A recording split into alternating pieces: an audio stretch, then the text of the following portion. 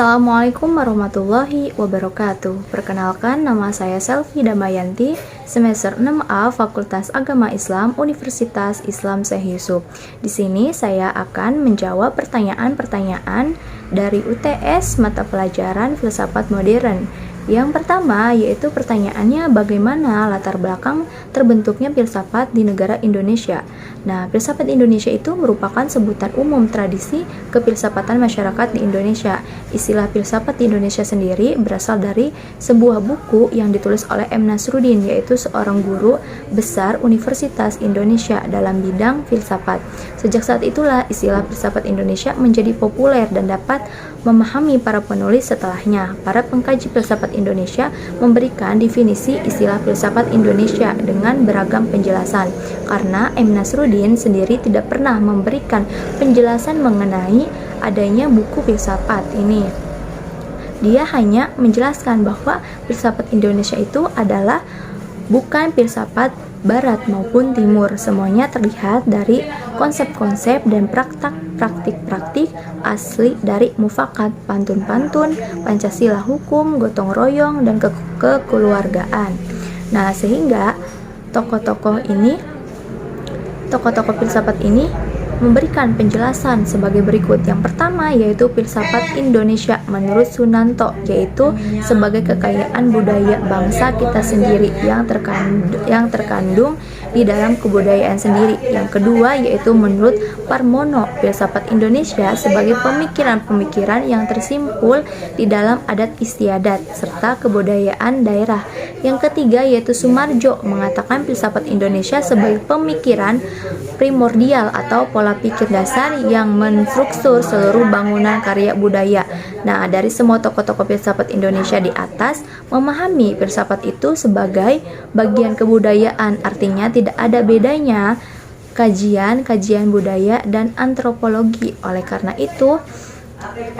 itu orang Indonesia memanggil para filsuf dengan sebutan budayawan. Nah, karena itu para penulis memahami filsafat Indonesia itu terbatas pada pandangan-pandangan asli dari kekayaan budaya saja.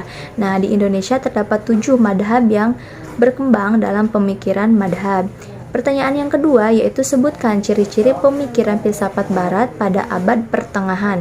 Ciri-ciri pemikiran filsafat abad pertengahan antara lain, yang pertama yaitu cara berpikirnya dipimpin oleh gereja. Yang kedua, berfilsafat di dalam lingkungan ajaran Aristoteles. Yang ketiga yaitu berfilsafat dengan pertolongan Augustinus dan lain sebagainya. Masa abad pertengahan ini juga dapat dikatakan sebagai suatu masa yang penuh dengan upaya mengiringi manusia ke dalam kehidupan sistem kebudayaan yang fisik dan fanatik dengan menerima ajaran gereja secara merbabi buta. Karena ini perkembangan ilmu pengetahuan terhambat.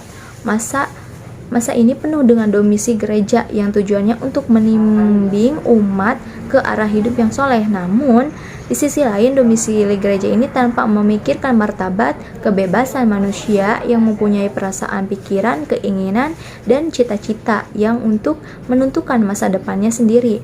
Nah, zaman abad pertengahan ditandai dengan tampilan para teolog di lapangan ilmu pengetahuan. Para ilmuwan pada masa ini hampir semua para teolog, sehingga aktivitas ilmu terkait dengan aktivitas keagamaan. Nah, semboyang yang berlaku bagi ilmu dan masa ini adalah Pancasila Teologia atau abdi agama. Namun demikian harus diakui bahwa banyak juga temuan bidang ilmu yang terjadi pada periode abad pertengahan mempunyai perbedaan yang mencolok dengan abad sebelumnya.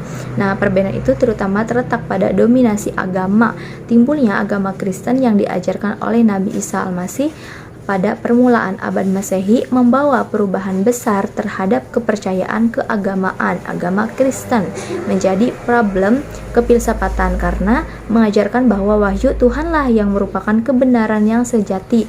Nah, hal ini berbeda dengan pandangan Yunani kuno yang mengatakan bahwa kebenaran yang ada dicapai oleh kemampuan akal. Pertanyaan yang ketiga yaitu apa perbedaan antara filsafat Yunani klasik dengan filsafat Yunani kuno? Filsafat Yunani kuno yaitu muncul pada abad ke-6, berlangsung hingga zaman klasik atau pada periode Helenistik. Berbagai disiplin ilmu yang termasuk filsafat politik, etika, metafisika, ontologika, logika, biologi, retorika, dan estetika menjadi pembahasan di masa Yunani kuno setelah abad ke-6. Nah, muncullah sebuah ahli pikir yang menantang adanya mitos. Mereka menginginkan pertanyaan tentang alam semesta ini jawaban dapat diterima oleh akal pikiran rasional. Keadaan ini juga disebut sebagai domitologi, artinya suatu kebangkitan untuk pemikiran untuk menggunakan akal pikir dan meninggalkan hal-hal yang sifatnya metodologi. Sedangkan filsafat Yunani klasik, pada perkembangan ini filsafat sangat pesat karena besar minatnya orang terhadap filsafat. Aliran yang mengawali periode Yunani klasik adalah Sophiephine. Sophiephine yang ada artinya ialah cerdik atau pandai. Keahlian Sophiephine ada di dalam bidang bahasa politik dan teologika, terutama tentang kosmos dan kehidupan manusia yang membawa perubahan budaya dan perbedaan. Nah, mungkin cukup sekian jawaban dari saya. Wabillahi taufiq wal hidayah. Wassalamualaikum warahmatullahi wabarakatuh.